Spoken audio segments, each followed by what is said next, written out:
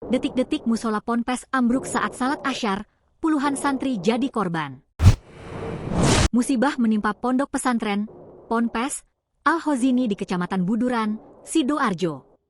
Bangunan musola lantai 2 di pesantren tersebut ambruk ketika tengah digunakan ratusan santri untuk salat Asyar berjamaah, Senin 29 September sekitar pukul 14.40 waktu Indonesia Barat. Peristiwa itu terjadi di lantai 2 bangunan musola dan menimpa ratusan santri yang sedang melakukan ibadah. Sejumlah saksi mata menyebutkan, detik-detik sebelum bangunan tersebut runtuh sempat bergoyang sebelum akhirnya ambruk. Salah satu saksi Mara Wahid, santri kelas 7 MTS Al-Hozini mengaku sempat merasakan bangunan bergoyang sebelum runtuh. Ketika masuk rakaat kedua bagian ujung musala ambruk, lalu merembet ke bagian lain gedung, kata Wahid, dikutip dari Antara. Wahid menambahkan, saat itu lebih dari 100 santri sedang melaksanakan ibadah bersama. Dia mengaku berhasil menyelamatkan diri dan mengajak teman-temannya segera keluar.